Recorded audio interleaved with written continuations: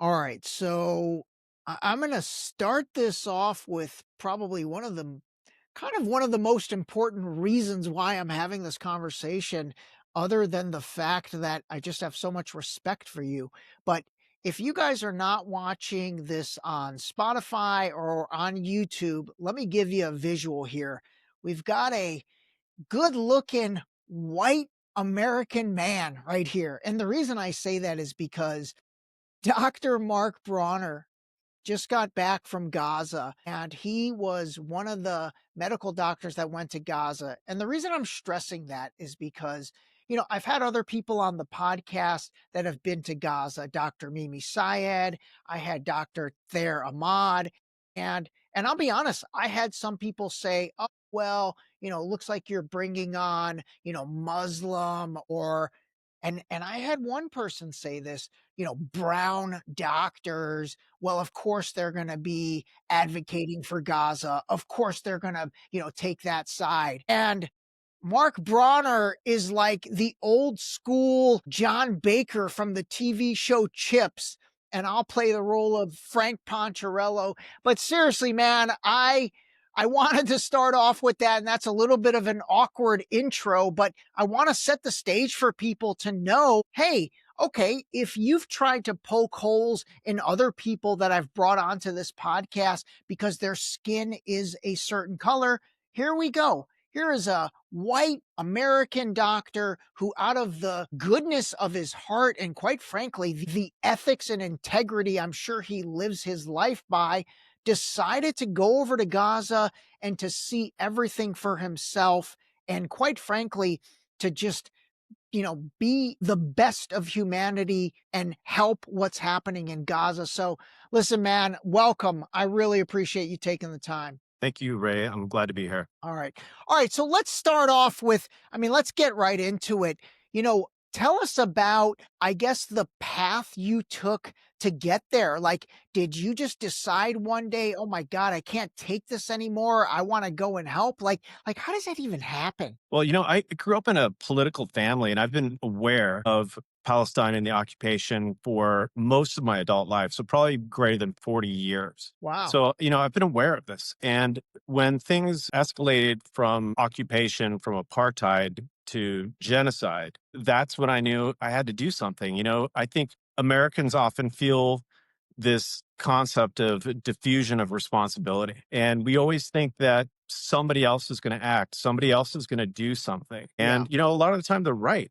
But this is an extraordinary stance, and I happen to have the skills necessary to help. And so about a little over a year ago, I finally said, that's it. I have to go. And it took me a whole year to find an organization, a non-governmental organization that would be able to safely, place me in a war zone and safely get me out. And I went with the Rockmo Worldwide, which was a fantastic nonprofit out of Michigan.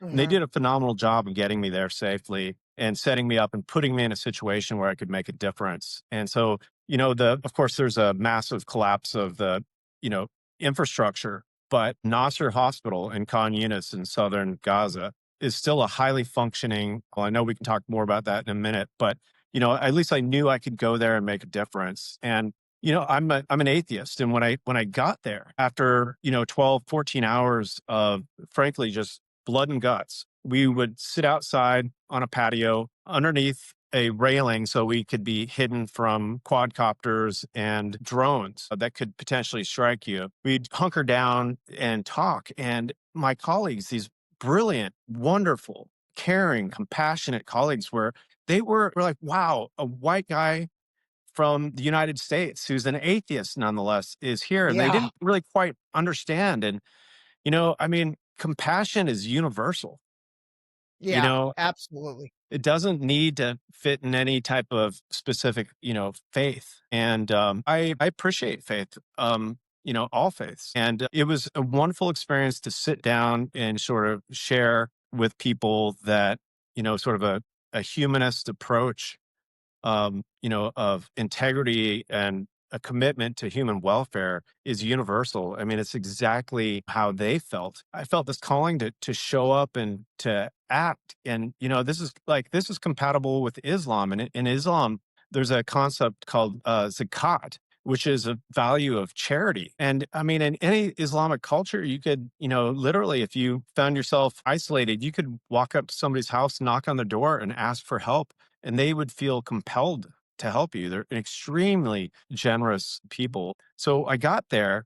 It took me a year to get there. I initially thought I might be able to get in with the German Red Cross, and I went to Frankfurt last October to kind of stage, and then things blew up in the West Bank. And at that time, I was trying to get into a hospital in the West Bank, and things just blew up, and it was unsafe, and I couldn't go. Finally, I mean, I was part of probably 13 different Palestine medical associations, constantly on WhatsApp, in chat rooms, and talking before I found this opportunity.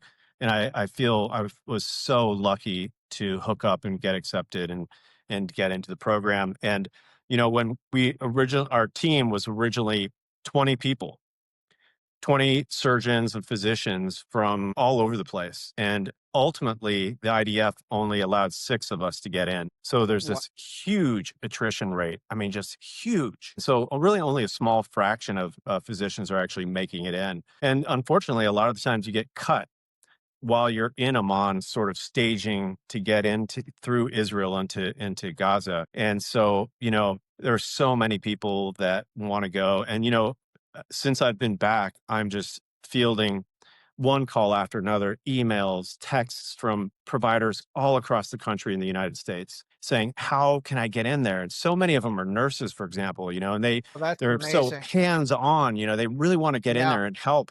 And there's just like no mechanism. So, I know that once there's a permanent and unconditional ceasefire, there's just going to be a flood of Americans in So to help. did you fly from so you flew from United States to Amman, Jordan, and the NGO that you hooked up with, they're kind of managing the logistics. And then talk us through that, I guess crossing the border because Yeah. it's all under Israeli control, right? Like did they question the shit out of you? Were You they know, like, "What are you doing? Why are It you was here?" it was extremely surreal. So, first of Yeah. all, we get dropped off in this mass of people, literally legions and battalions of people jockeying and pushing to get through the Hussein Bridge gate, Yeah. and then onto it took us like 6 hours in 100-degree sunny weather. We finally made it.